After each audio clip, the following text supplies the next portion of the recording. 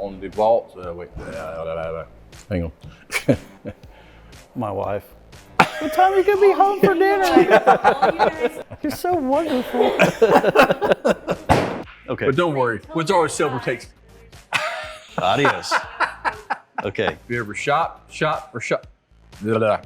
Well, folks, if you ever shopped. Jesus. Hey, folks, welcome back to Carter Country. My name's Billy Carter. I'm here with Zach from Browning. We're going to kind of go over some different things today as far as good ways to store guns and ammunition in vaults, as far as to keep them safe and fresh for you to use when you need to. My first concern is always with the guns, as far as, like rusting up inside a vault. It'll be amazing how many times I've been called over the years and guys, say, hey, I just opened my vault up and all my guns are rusty. It's like, imagine that, How long has it been since you've been involved with the question? Right. And it's always been, well, last season. Right. So not a good idea. One thing about having a gun safe and being able to keep your guns, well maintained is you need to be pretty vigilant about taking care of the guns inside the vault. You don't want to forget about them for months on end. One of the things I always do is weekly I open the actual vault up and actually get a fan in there, blow some fresh air through that stagnant air in there, get some fresh stuff going on. I also keep some kind of actual rust preventative on the top of the vault, where I actually give the actual barrel a spray inside, and also the exterior of the gun a spray outside too, just to be able to keep everything in good running order for yourself. So when you need it, it's ready to go. Rust is much more of a problem than people realize. I mean, there's thousands of guns ruined every year from rust, for sure. Mm-hmm. You said you have some new stuff out that's on the market? Well, we have some flexible dehumidifiers. We have some bar dehumidifiers that plug into electrical outlets. All of our Browning safes have an electrical outlet in the bottom right of the safe, so that makes it really convenient. And then things like VCI socks. It's a gun sock that has a chemical VCI that's on it that actually bonds to the metal of your firearm and repels water. That's great. So I was telling Billy earlier, my safe is in an outdoor area like a garage or a barn, so it has high humidity. Right. And personally, I use several different methods to try to keep the moisture out of the safe. You have to, really. Yes, sir. Do you have one of those little dehumidifier little gauges inside your vaults? I don't, but I need one. I need one. I definitely need one of those, because that's kind of good.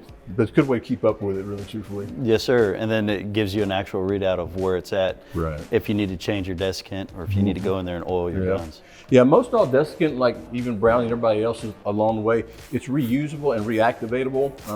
I know sometimes your wife might not want you to put silica inside the oven, but if you'll just follow the directions on the actual dry stuff like this, it can always be reactivated.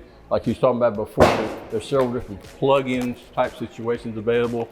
Like the little Remington here, you just plug it into a socket, and once it actually gets charged up, you can just set it inside the vault or hang it inside the vault. And then once it gets filled, the actual colors will change in the front, so you'll know it's time to change them out.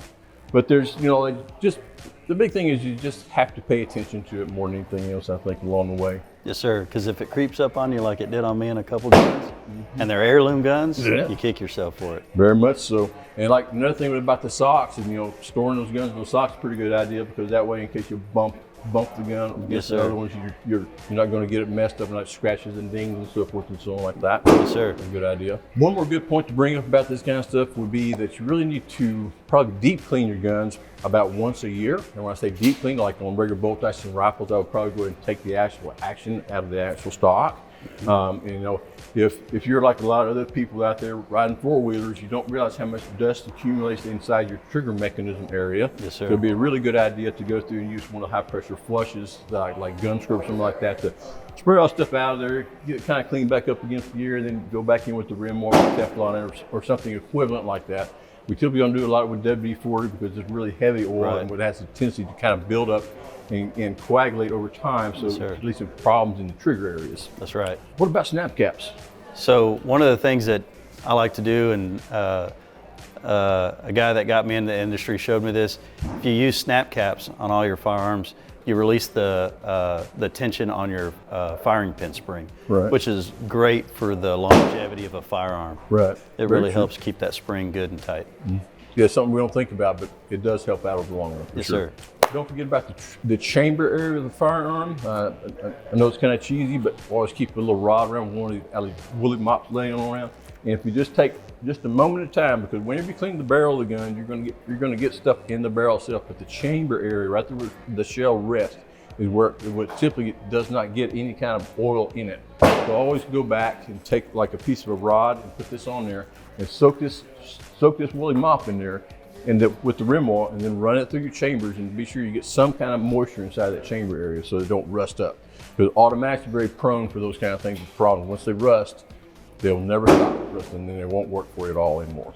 Okay, well that kind of wraps up this portion of the show. We're going to let Zach kind of get us up to snuff on Browning vaults and how they'd be a very good way to sort things, very good way to store things for you and your guns and ammunition and so forth shortly. Hey, I'm Zack Ezer with Browning. Walk through a couple things on the Sporter 23 Browning safe. So, Billy, this safe has pry-stop bolts, which just means that we have some features in here that make these bolts hard to be twisted, and it keeps the safe locked in a pry attack. Okay. It also has three-way bolts. So you have bolts on the top, the side, and on the inside. It has a force deflector, which is a mechanism that we have in here.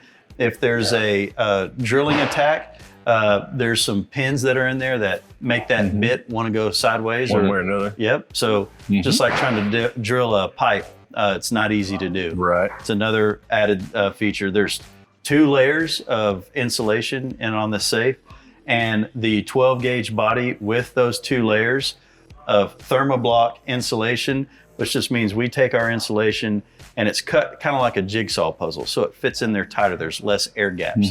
Means that the insulation is more efficient. That results in a 60-minute fire rating at 1400 degrees. It's one of the top industry numbers for sure. That's a very good. And the way that we do all of our testing on our minutes and our temperature is we start the clock when the furnace hits 1200 degrees, and we wait until the top thermocouple hits an internal temperature of 375. Okay. So you get a very good representation of what that fire rating is. All of our seams are welded. Right. They're not tack welded. That makes a difference if a safe is in a fire. As metal, and so forth. Correct. It heats and contracts. It wants to torque. And then one of the big features that you'll see on this safe is the DPX door storage system. So this is a patented system that we have. It allows you to store extra long guns. It's great for shotguns, all of your most used firearms.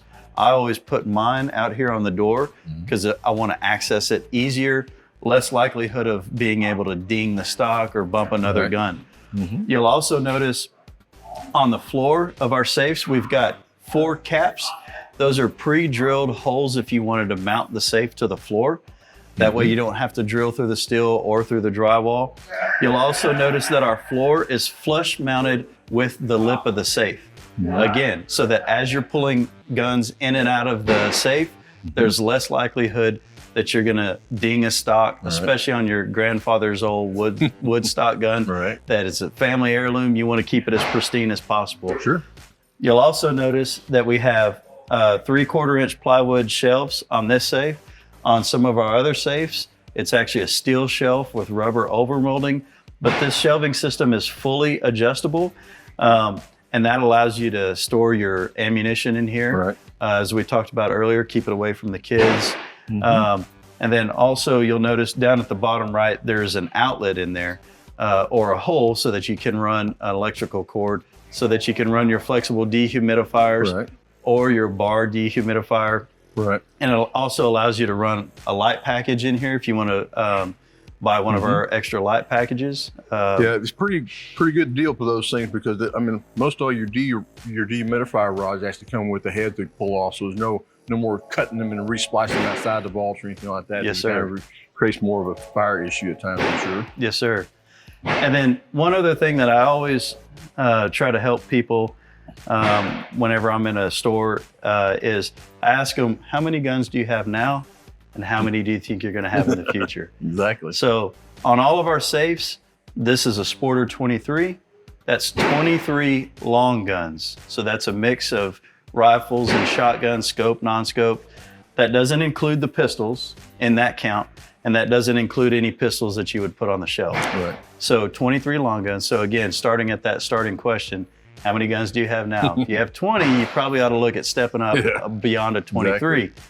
And then the other thing to remember is, as a safe is a great haven for firearms, for ammunition, it's also a great place to put family heirlooms, documents, your wife's jewelry, any other valuables that are irreplaceable. Yeah, I tell a lot of people you can go down to like the Office Depots and so forth and get those actual fire boxes that are truly fireproof, which are really the perfect thing to store like the papers and your wife's jewelry and so forth. Because I mean, they are fireproof boxes. So in case you do go through a pretty good fire, I mean, those kind of things will be protected for sure. Yes, sir. And if you put that inside a safe, it's not going anywhere. Yes, sir. Good to go.